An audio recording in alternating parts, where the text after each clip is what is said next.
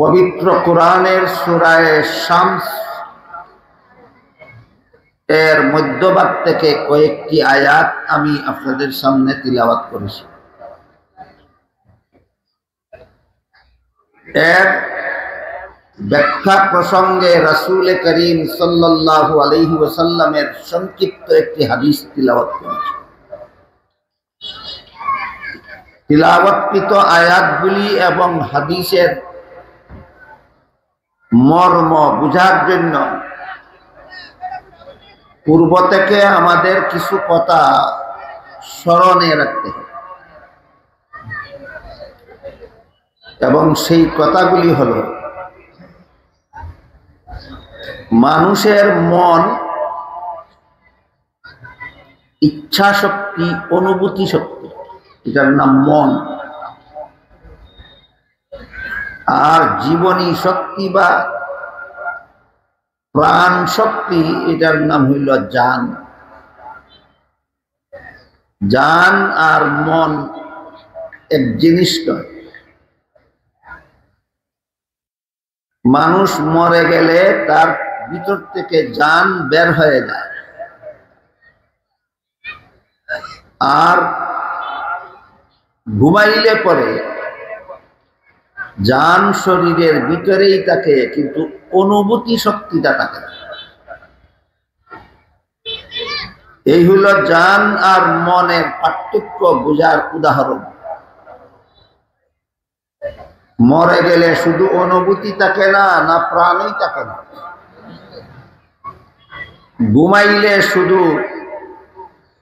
ঘুমাইলে প্রাণ থাকে না, না শুধু অনুভূতি থাকে না। ঘুমাইলে যেটা থাকে না এটার নাম মন, আর মরলে যেটা থাকে না এটার নাম জান। মানুষের এই মনটাকে কোরআনের ভাষায় বলা হয় নফস। আমরা বাংলা ভাষায় যে জিনিসটাকে মন বলি, কোরআনের ভাষায় এটাকে বলে নফস। মানুষের মন বা নফস কৃষকের ক্ষেতের মতো। কৃষক যদি তার ক্ষেতে চাষাবাদ করে না, ফসল ফলায় না, হাল চাষ করে না,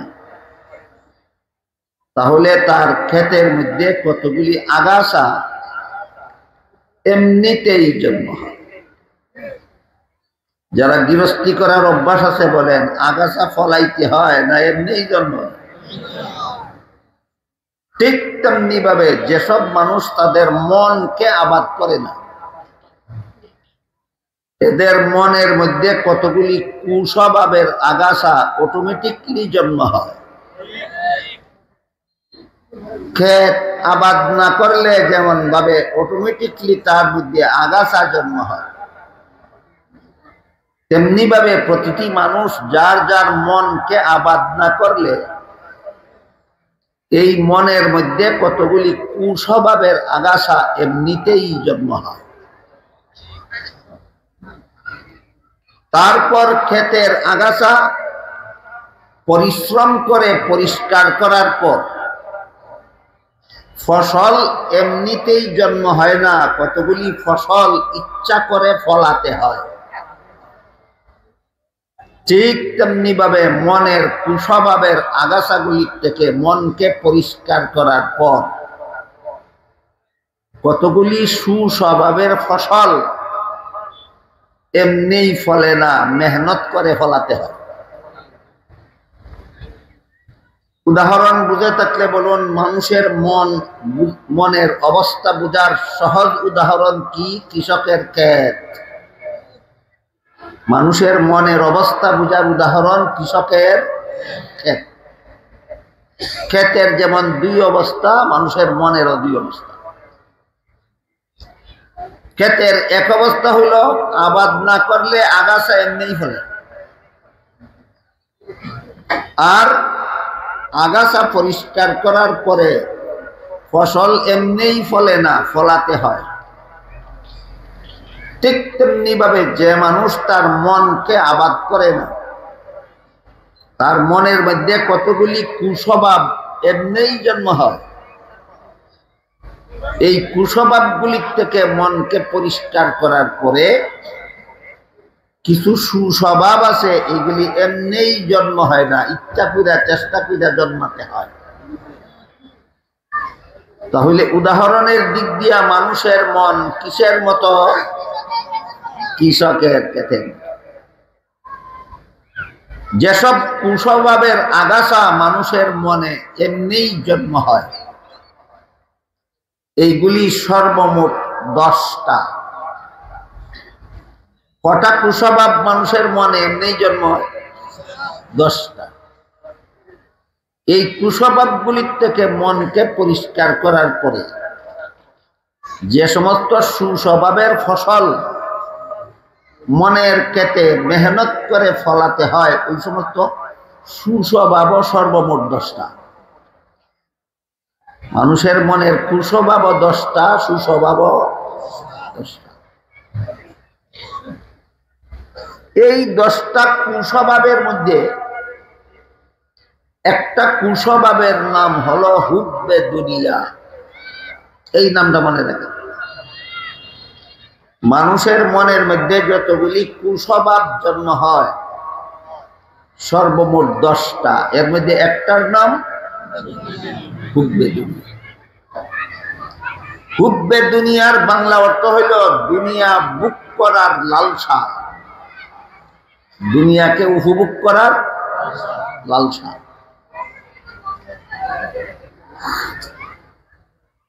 দুনিয়াকে উপভোগ করার লালসা 3 ভাবে।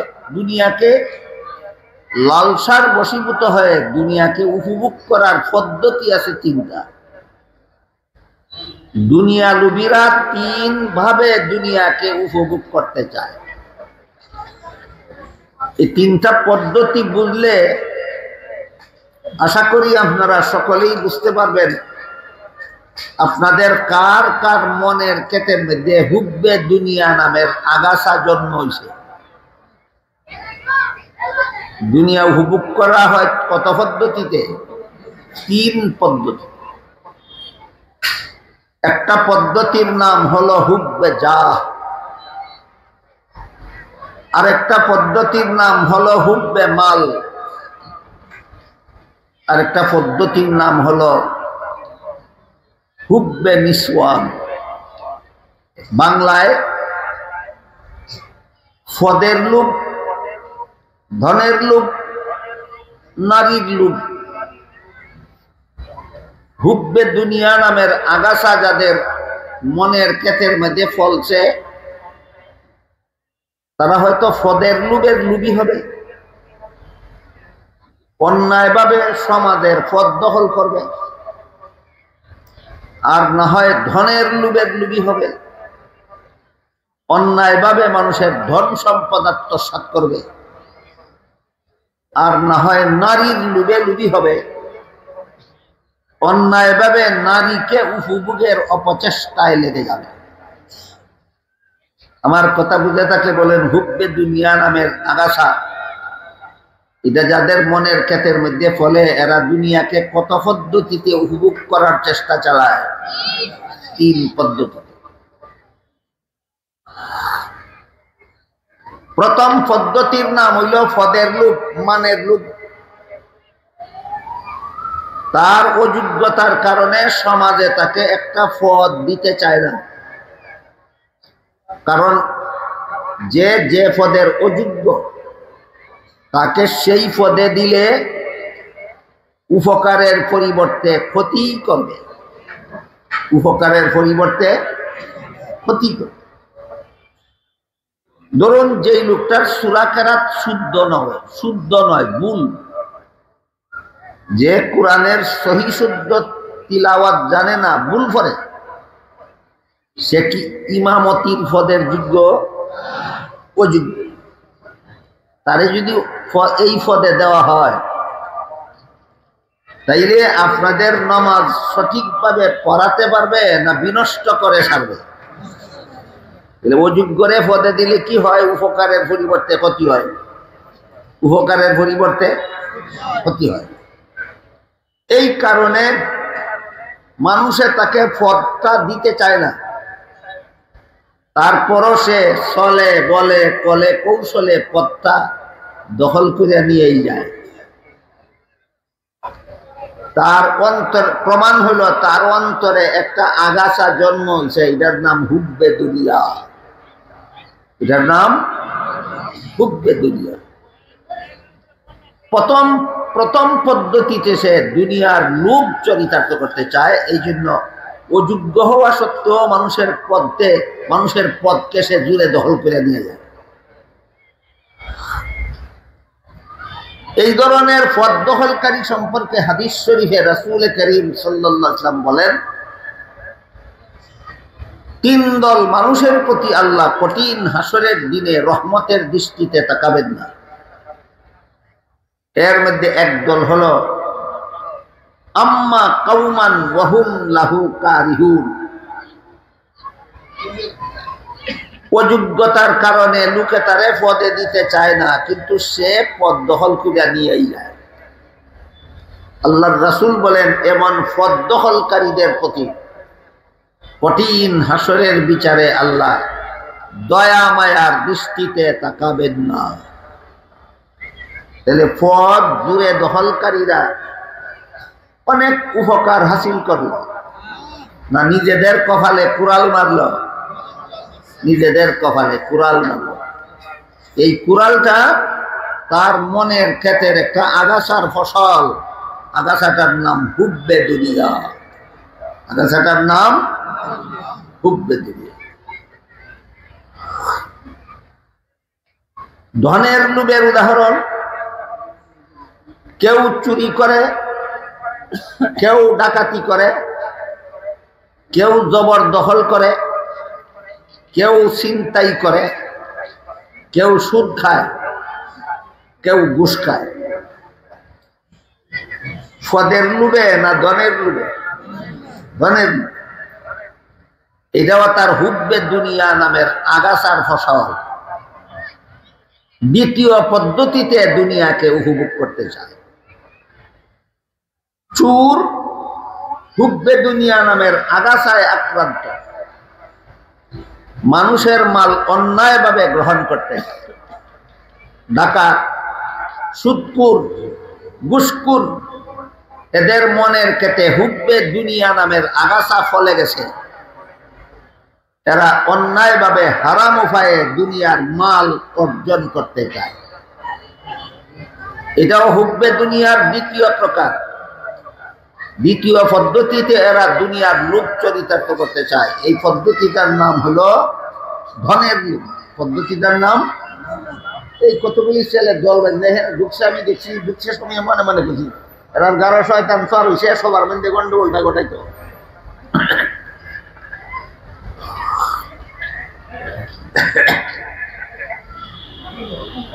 শয়তানে যখন দেখে মানুষ কোরআন হাদিসের কথা বুঝা যাইতেছে,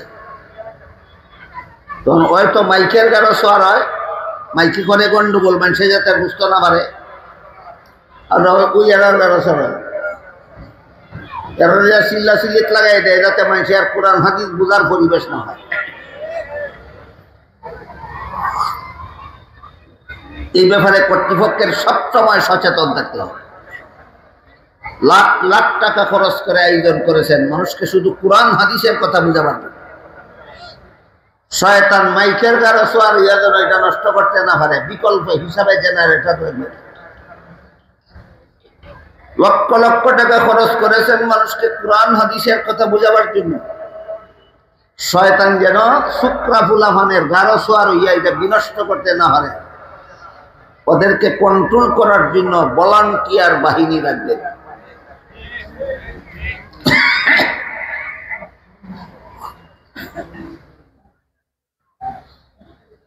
গেল দ্বিতীয় পদ্ধতি। দুনিয়ার লোভ চরিতার্থ করার দ্বিতীয় পদ্ধতি হলো মানুষের ধন সম্পদ হারাম উপায়ে উপার্জন করা। দুনিয়ার লোভ চরিতার্থ করার তৃতীয় পদ্ধতি হলো মহিলাদেরকে হারাম উপায়ে উপভোগ করা। বর্তমান সমাজে হারাম উপায়ে উপভোগের প্রধান সিস্টেম দুইটা। একটা হইল ইফটিজিং আর একটা হইল দর্শন। বর্তমান সমাজে নারীদেরকে হারাম উপায়ে উপভোগ কত পদ্ধতিতে চলে? দুই পদ্ধতিতে।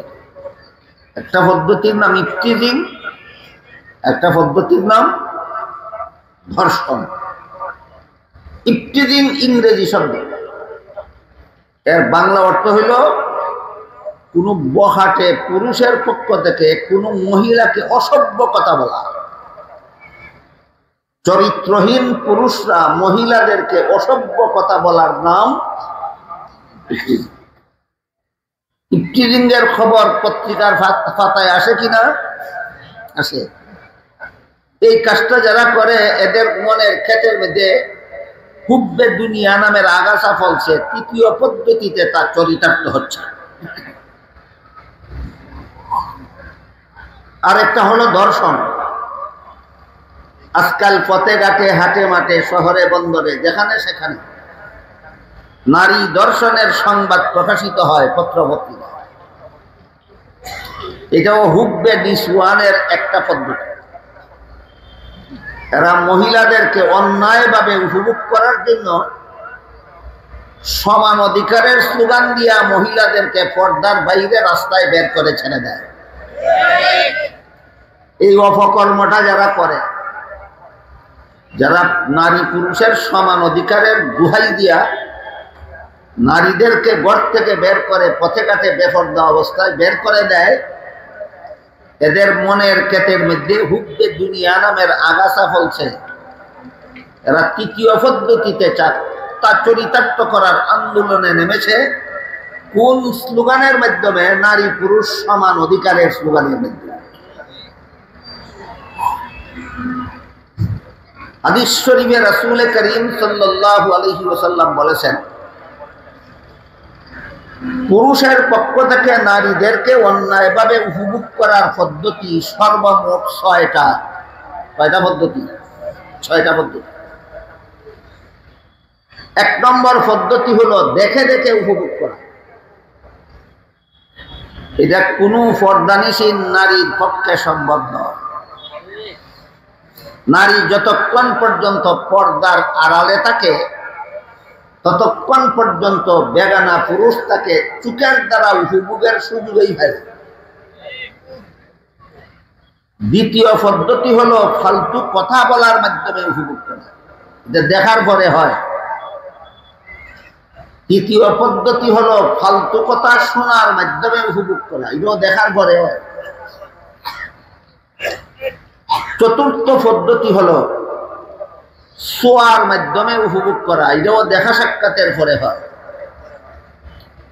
পঞ্চম পদ্ধতি হলো নির্জন বাস। একটা পুরুষ একটা নারীকে নিয়ে নির্জনে চলে গেল, যেখানে কোনো মানুষে না দেখে, এটাও দেখা সাক্ষাতের পরে হয়।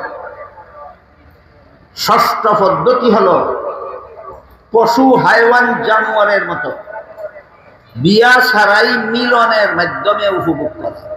এটা কত নম্বর? ৬ নম্বর পদ্ধতি।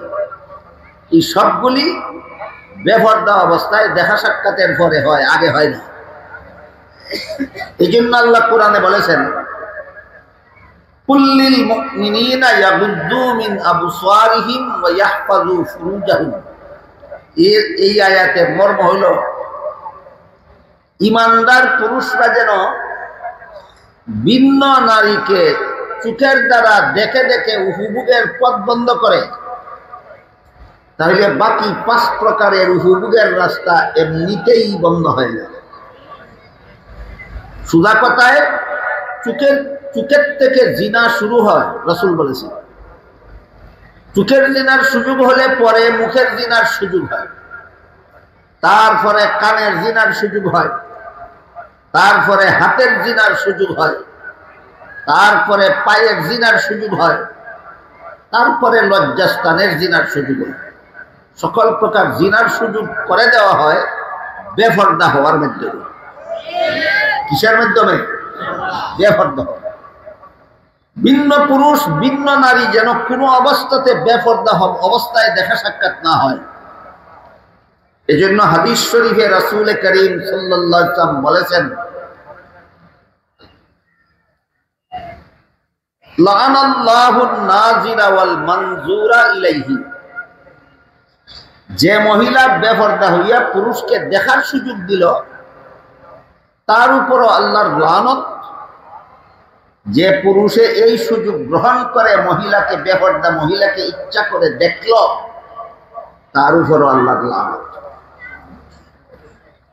পুরুষকে বেপরদা অবস্থায় দেখার সুযোগ দেয় পর্দানিসীন মহিলারা না বেপরদা মহিলারা? এদের উপর আল্লাহর লানত। আর মহিলা বেপরদা হওয়ার পরে পুরুষরা দেখার সুযোগ পায়, এই সুযোগটা যারা গ্রহণ করে তাদের উপরও আল্লাহর লানত। এই জন্য ইসলামের বিধানে ভিন্ন নারী ভিন্ন পুরুষের মধ্যকার পর্দা রক্ষা করা ফরজ। বেগানা নারী বেগানা পুরুষের মধ্যে পর্দা রক্ষা করা ইসলামের বিধানে ফরজ। 5 বেলার নামাজ পড়া যেমন ফরজ, রমজান মাসে রোজা রাখা যেমন ফরজ, ভিন্ন নারী ভিন্ন পুরুষের মধ্যে পর্দা রক্ষা করা তেমন ফরজ। এই শরীয়তের এই বিধান, ইসলামের এই বিধানকে লঙ্ঘন করার চরিত্রহীনরা বহুমুখী কৌশল অবলম্বন করেছে। কেউ সমান অধিকারের নামে মহিলাদেরকে বেপরদা করে রাস্তায় নিয়ে দেখার সুযোগ করে নিয়েছে, আর কেউ পীর মুরিদির মাধ্যমে, পীর নাকি মুরিদ মহিলাদের বাবা, আর মুরিদ মহিলারা নাকি পীরের সন্তান। কাজেই বাবার সাথে সন্তানের পর্দা ফরজ নয়। বন্ড পীরের দল এমন কথা বলে তাদের মুরিদ মহিলাদেরকে নিয়ে বেপরদা চলে। অথচ আজ থেকে 1500 বছর আগে আল্লাহ রাসূল বলে দিয়েছেন, যেই মহিলা বেপরদা হইয়া এই পীরের সামনে গেল, এই মহিলাটার উপরে আল্লাহর লানত। যেই পীরে মহিলাটারে বাবা আর সন্তানের দুহাই দিয়া বেপরদা করিয়া দেখলো, এই পীরের উপরেও আল্লাহর লানত। মুরিদ মহিলার প্রতিও আল্লাহর লানত, এই মহিলার পীরের প্রতিও আল্লাহর লানত। কি কারণে? পর্দার, ইসলামের পর্দার ফরজ বিধান লঙ্ঘন করার কারণে। এই লঙ্ঘনটা করাটা হইল তৃতীয় পদ্ধতি। কোন আগাছার ফসল? হুব্বে দুনিয়া নামের আগাছার ফসল। সুতরাং যে পীর শুধু মুরিদ হওয়ার কারণে মহিলাকে বেপরদা চলতে দেয়, যে পীর মুরিদ মহিলার সাথে বেপরদা অবস্থায় দেখা সাক্ষাৎ করে, কথাবার্তা বলে, এই পীর পীর নয়, পীর নামের ভণ্ড। এই সমস্ত ভণ্ডদের কাছে কোনো পুরুষ মুরিদ হলে, এই সমস্ত ভণ্ডদের কাছে কোনো মহিলা মুরিদ হলে মারিফত পাইবে দূরের কথা, মারিফতের গন্ধ পাবে না।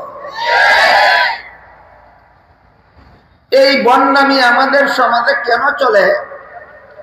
কারণ মনের ক্ষেতের আগাছা পরিষ্কার করার পদ্ধতি জোরদারভাবে এই সমাজে চালু নেই। জোরদারভাবে এই সমাজে বন্ড পীরের ভণ্ডামি চালু আছে। শরীয়তের ঘোষিত এই সমস্ত হারাম কাজ আগে নিজেদের বন্ড মুরিদানের মাধ্যমে, আগে নিজেদের ভক্ত মুরিদের মধ্যে প্রচার করার দ্বারা গোটা সমাজে প্রচার করে এই সমস্ত ভণ্ডরা দুনিয়াকে হারাম উপায়ে উপভোগ করতে চায়। হুব্বে দুনিয়া নামের আগাছার ফসল। কি নামের আগাছার ফসল? এই ব্যাপারে যদি কোনো আলেম কুরআন হাদিসের কথা বলেন, আল্লাহ এবং আল্লাহর রাসূলের কথা বলেন, হালাল হারামের কথা বলেন, তাদের মুরিদরা গিয়া তাদের পীরের কাছে বলে। বাবা পীর সাহেব কেবলা ব্রাহ্মণবাড়িয়া কি নাম মাধবপুরের ইসলামী সম্মেলনে একজন হুজুর বলে গেছেন, পীরের সাথে মুরিদ মহিলার বেপরদা চলা হারাম। পীরের জন্য মুরিদ মহিলাকে দেখা হারাম, তখন তো এই মহিলার মুখ বন্ধ করতে হবে। মুরিদানের মুখ বন্ধ করার জন্য বন্ড পীরেরা বলে মৌলবীরা হারাম বলবেই, তারা শরীয়তপন্থী। নারী পুরুষ বেপরদা চলা হারাম, এটা শরীয়তের বিধান। শরীয়তের হারাম মারিফতে হারাম থাকে না, হালাল হইয়া যায়। আমরা যারা পীর মুরিদি করি আমরা মারিফতপন্থী, আমাদের জন্য হারাম নয়। দেখেন ইত্রামিয়ার শয়তানির শেষ সীমানা কোথায়? মারিফত আর শরীয়তের পার্থক্য দেখাইয়া সমাজের চোখে ধুলাফালা দিয়া এর মনের ক্ষেতের জঘন্যতম আগাছা পরিষ্কার করবে দূরের কথা, যারা পরিষ্কার করতে চায় তাদের পথেও বাধার সৃষ্টি করতে চায়। নারী পুরুষ বেপরদা চলা হারাম শরীয়তে, মারিফতে হারাম নয়। গান হারাম শরীয়তে, মারিফতে গান হারাম নয়। বাজনা হারাম শরীয়তে, মারিফতে বাজনা হারাম নয়। আল্লাহ ছাড়া আর কাউকে সেজদা করা শরীয়তে হারাম, মারিফতে উরুসের বাবাকে সেজদা করা হারাম নয়। মারিফতে পীরকে সেজদা করাও হারাম নয়, পীরের কবরকেও সেজদা করা হারাম নয়। যে মৌলবীরা হারাম হারাম বলবে, কারণ এটা শরীয়তপন্থী, শরীয়তে হারাম হয়। আমরা শরীয়তপন্থী নই, আমরা মারিফতপন্থী। শরীয়তের হারাম মারিফতে হারাম থাকে না, কাজে তাদের জন্য হারাম, আমাদের জন্য হালাল। বিলনি একটা বিভেদ সৃষ্টি করে, এই জন্য এই বিভেদের শয়তানি যুক্তির জবাব দেওয়ার আগে আমি যুক্তির জবাবে একটা যুক্তি দিতে চাই। সেটা হল শরীয়তের হারাম যদি মারিফতে হালাল হইয়া যায়, তাইলে শরীয়তের বিধান মতে গোবর খাওয়া হারাম। যে মৌলবীদের জন্য ওরা শরীয়তপন্থী, তোমরা পীরের দল তো মারিফতপন্থী, তোমাদের জন্য তো গোবর খাওয়া হারাম না। ভাত না খাইয়া গোবর খাওয়া পীর।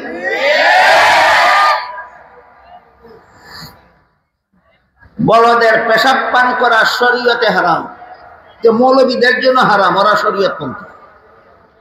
তোরা যারা মারিফতপন্থী তোদের জন্য তো শরীয়তের হারাম হারাম থাকে না। তোরা টিউবওয়েলের পানি না খাইয়া বলদের পেশাব খা।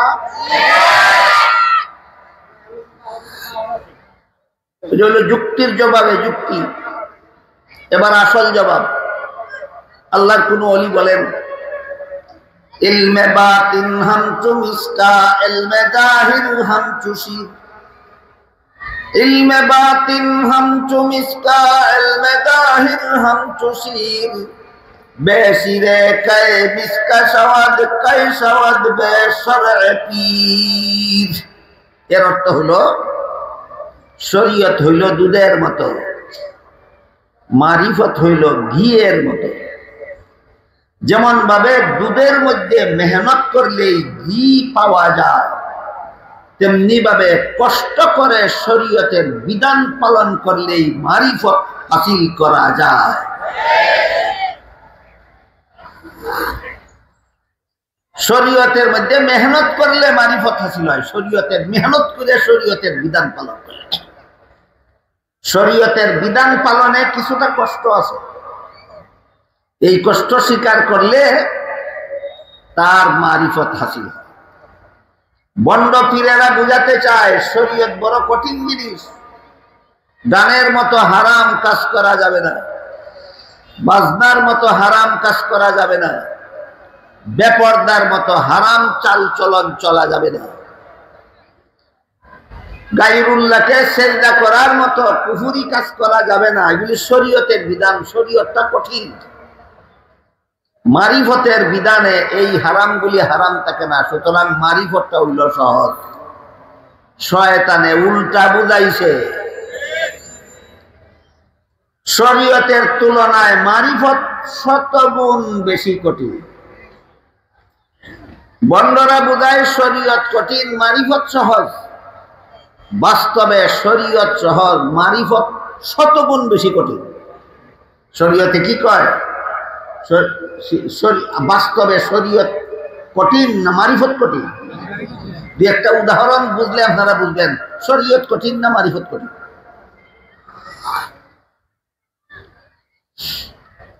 শরীয়তের বিধান বলে 4 ফরজ আদায় করে উযু করলে উযু হয়ে যায়, সেই উযুর দ্বারা নামাজ পড়া যায়। যে শরীয়তের বিধান 4 ফরজ আদায় করে উযু করলে শরীর পবিত্র হয়ে যায়। এই পবিত্র দেহদারি নামাজ পড়লে নামাজ শুদ্ধ হবে, নামাজ শুদ্ধ হবে। যে শরীয়তের বিধান। মারিফতের বিধান হইল বাহ্যিক শরীর শুধু পবিত্র করলে তোমার আসল পবিত্রতা হাসিল হবে না। উযুর দ্বারা শরীর পবিত্র করো, সাথে সাথে উযু শেষ হওয়ার আগে আগে তওবার দ্বারা মনকে গুনাহ থেকে পবিত্র করো, তখন তোমার উযু শুদ্ধ হইল। শরীয়তে শুধু শরীর পবিত্র করলেই উযু শুদ্ধ হয়। মারিফতে অন্তর পবিত্র না করা পর্যন্ত উযুও শুদ্ধ হয় না, নামাজও শুদ্ধ হয় না। এই কারণে উযু শেষ করার পরে শরীয়তের বিধানে যে দোয়াটা আছে, দোয়াটা হলো আল্লাহুম্মা জাআলনি মিনাত তাওয়াবিন ওয়া জাআলনি মিনাল মুতাতাহহিরিন। এর অর্থ হলো, হে আল্লাহ, আমি যে উযুটা করলাম এর মাধ্যমে আমাকে তওবাকারীদের অন্তর্ভুক্ত করে নাও। আর হাদিস শরীফে আল্লাহর রাসূল বলেছেন, আত-তাইবু মিনাজ যামবি কামাল্লা যামবা লাহু। তওবাকারীর তওবার দ্বারা সে গুনাহমুক্ত হয়ে যায়। গুনাহমুক্তির দোয়া উযুর পরে কেন? মারিফতের উযু হাসিল করার জন্য। বুঝতে পারলেন? উযুর পরে গুনাহমুক্তির দোয়া কেন? উযুর পরে গুনাহমুক্তির দোয়া এই কথা শিক্ষা দেওয়ার জন্য। তুমি 4 ফরজ আদায় করছো, শরীয়তি উযু হইছে, তোমার শরীর পবিত্র হইছে, এখনো মন পবিত্র হইছে না।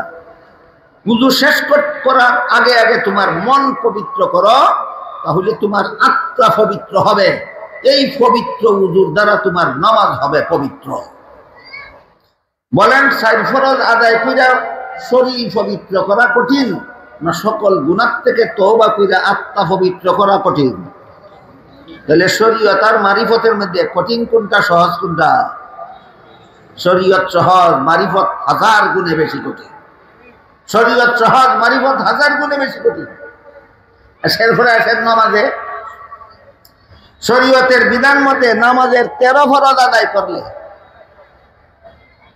নামাজের 15টা ওয়াজিব আদায় করলে, নামাজের 28টা সুন্নত আদায় করলে শরীয়তের বিধান মতো নামাজ হয়ে গেল। শরীয়তের বিধান মতো নামাজ হয়ে গেল।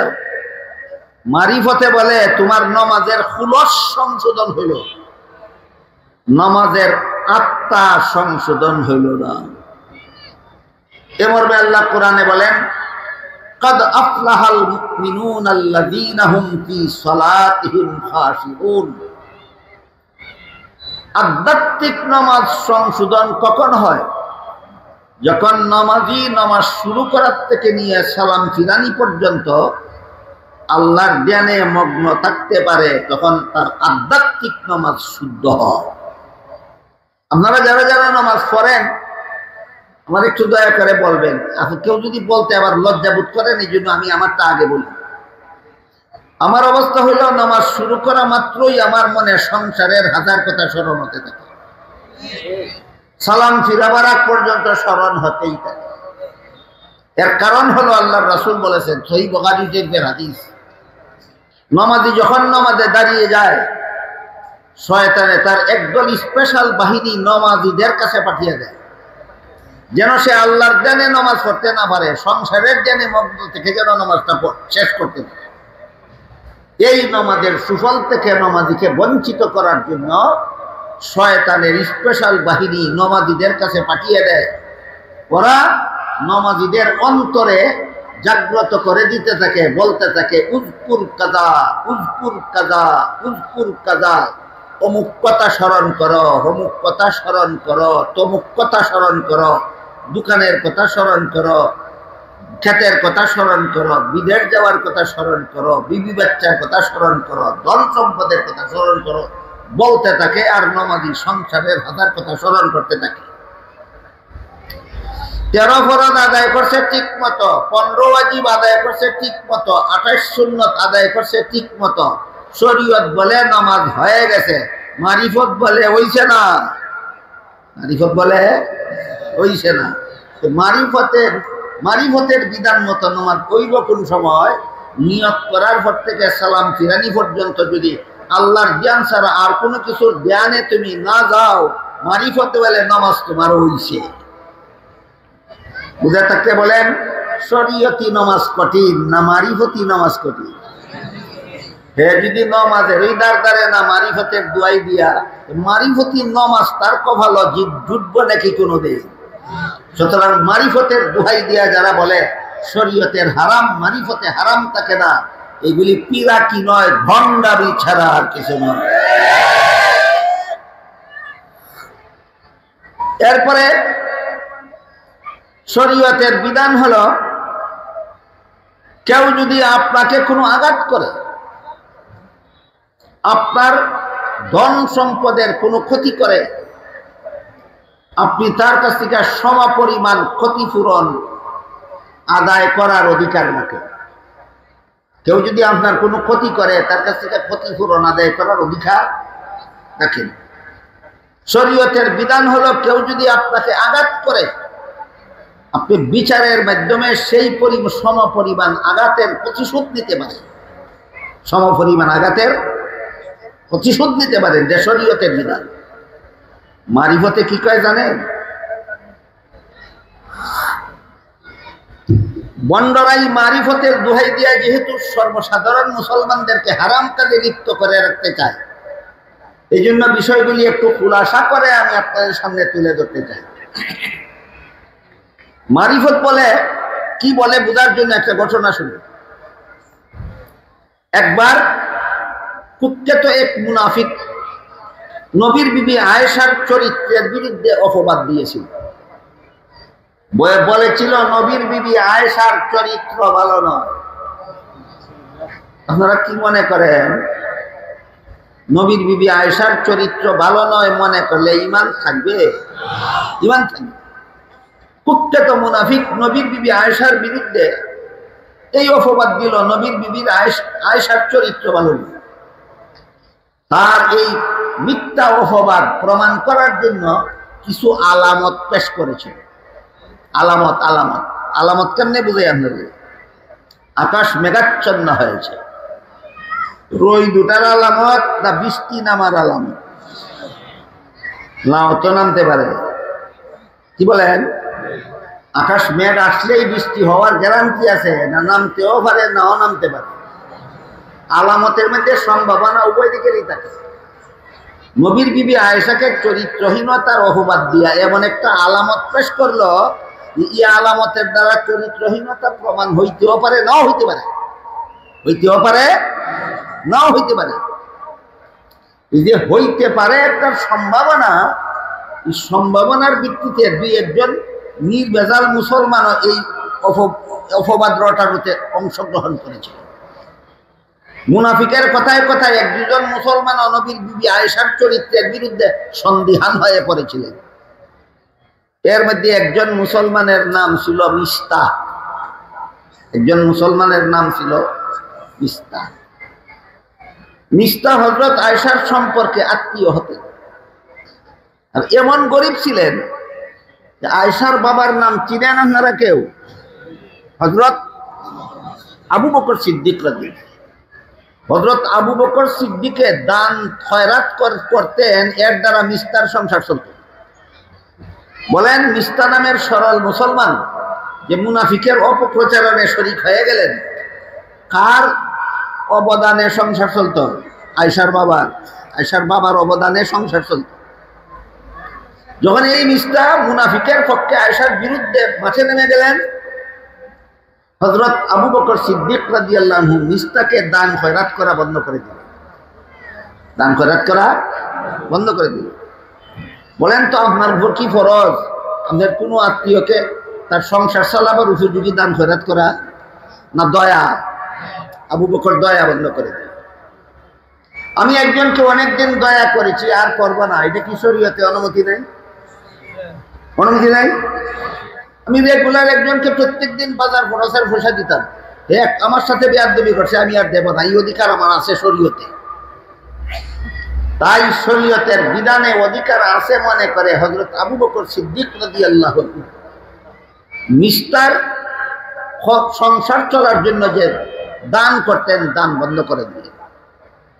আল্লাহ পাক রব্বুল আলামিন কোরআনে আয়াত নাযিল করে বলে দিলেন, মিস্টার তোমার সাথে অপরাধ করেছে, এই জন্য মিস্টার উপর তোমার দান দয়া বন্ধ করে দিয়েছে। তুমি কি জীবনে কোনোদিনও আল্লাহর দরবারে অপরাধ করো নাই? আল্লাহ যদি তোমার প্রতি আল্লাহর দয়া বন্ধ করে দেয়, তোমার দশাটা কি হবে?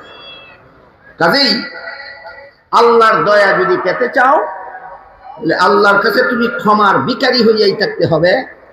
ঠিক তেমনি ভাবে তুমি যদি আল্লাহর কাছে তোমার অপরাধগুলির প্রতিশোধ না চেয়ে তুমি যদি আল্লাহর দান জারি থাকুক এটাই যদি চাও, তোমার কাছে যে অপরাধ করেছে তুমিও তার প্রতি দয়া দান খয়রাত বন্ধ না করে আর এই দান খয়রাত জারি রাখো, তাকে মাফ করে দাও।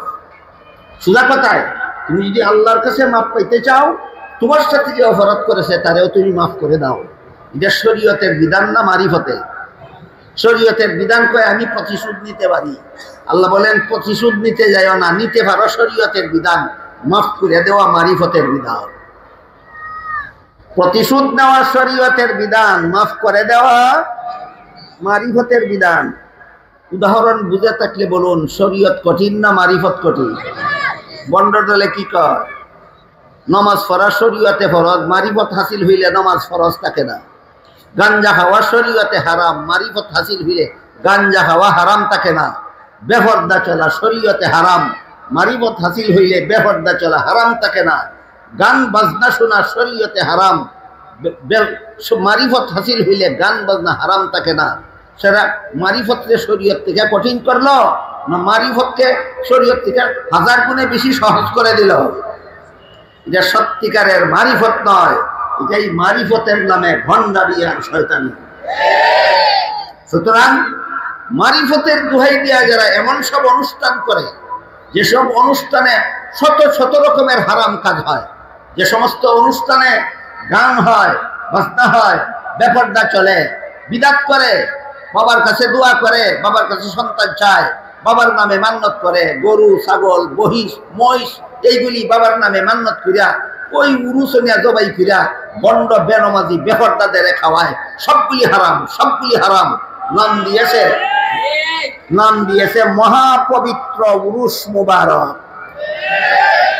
এতগুলি হারাম কাজের আস্তানার নাম বলে মহাপবিত্র উরুস মুবারক, শুধু সাধারণ মুসলমানের চোখে ধুলা পড়া দেওয়ার জন্য। বিষয়টা বোঝাবার জন্য আপনাদের একটি উদাহরণ দিয়ে কথা শেষ করি। আমার মনে হয় মাধবপুর বাজারের পশ্চিম এলাকার মানুষের উদাহরণটা বুঝবো সহজে। সেটা হইল, যখন বর্ষার পানি আসে তখন মানুষের বিভিন্নভাবে মাছ শিকার করে। কেউ জাল দিয়া শিকার করে, কেউ বড়শি দিয়া শিকার করে। বড়শি দিয়া মাছ শিকারের পদ্ধতি আপনারা জানেন? কেউ বড়শি কাটাওয়ালা বড়শি এমনিই মাছের মুখের সামনে দেয় না মজার আদার দিয়ে ধাক্কা দেয়? কেন? মাছে যেন কাঁটাটা না দেখিয়া শুধু আদার দেখিয়া গিল্লা দেয়। যেমন ভাবে মাছকে এই প্রাণঘাতী কাঁটাওয়ালা বড়শি দেখতে দেওয়া হয় না, মজার আদার দিয়ে ধাক্কা দেওয়া হয়, ঠিক তেমনি ভাবে জনসাধারণ মুসলমানকে ইমান বিধ্বংসী কুফুর শিরিক বিদআত হারাম কাজের আস্তানা উরুসকে, এগুলি যে হারাম এইদিকে যেন জনসাধারণের দৃষ্টি না যায়। মহা আর পবিত্র আর মুবারক শব্দ দেখিয়া জনসাধারণ যেন এই হারাম উরুসকে হারাম মনে না করে, এই জন্য মহা আর পবিত্র আর মুবারক শব্দের আধার দিয়া ইমান বিধ্বংসী এই হারাম উরুসের হারামকে ঢেকে রাখা হয়। এইগুলি মারিফতের কাজ নয়, এগুলি ভণ্ডামি আর শয়তানি কাজ। আমার কথাগুলি বুঝে থাকে বলুন, এইরকম ভণ্ডামি যারা করে দুনিয়াকে তিন পদ্ধতির কোন পদ্ধতি যারা উপভোগ করে এরা মারিফত হাসিল হইছে না মনের ক্ষেতের মধ্যে আগাছা কুস্বভাবের আগাছা জন্মে আছে। এই কুস্বভাবের আগাছা পরিষ্কার করতে হলে বন্ড পীরের কাছে নয়, খাঁটি পীরের কাছে মুরিদ হতে হয়। বন্ড পীরের কাছে মুরিদ দিলে কি পরিমাণ পবিত্র হবে আপনার আপনার মন, মনের ক্ষেত। এর একটি উদাহরণ দিচ্ছি শুনুন। ধরুন আপনার গায়ের জামার মধ্যে গোবর লাগছে, গোবর জামা ফাঁক রইছে না না ফাঁকিছে, এই জামা ফালাই দেওয়ান লাগবো না দইয়া পরিষ্কার করলেই ফাঁক হইব? হইব। এই কারণে বেড়ায় বলদের ফেসাদ দিয়া দইয়া গোবর সাফ করে আলছে। গায়ের জামার মধ্যে গোবর লাগলে বলদের ফেসাদ দিয়া দইলে যেমন ভাবে না ফাঁক আরো ছড়ায়, ঠিক তেমনি ভাবে মনের ক্ষেতের মধ্যে কুস্বভাবের আগাছার জন্ম হইলে উচ্চা বন্ড পীরের কাছে মুরিদ হইলে এটার অন্তরের নাফাক আরো ছড়ায়। বন্ড পীরের কাছে মুরিদ হইল না পেশাব দিয়া গোবর দইল, বন্ড পীরের কাছে মুরিদ হইল মানে কি দিয়া কি দইল। এই রকমের বুদ্ধিমানের কাজ করতে যাবেন না। সত্যই যদি পুরাপুরি ভাবে শরীয়তের বিধান পালন করতে চান, সত্যই যদি আল্লাহর মারিফত হাসিল করতে চান, লাথি মেরে বন্ড পীরদের মুরিদ হওয়াকে তালাক দিয়া দেন তিনটা। খাঁটি পীরের কাছে মুরিদ হইয়া মনের এই কুস্বভাবের আগাছা পরিষ্কার করুন। আল্লাহ আমাদের সবাইকে তৌফিক দান করুন, আমিন।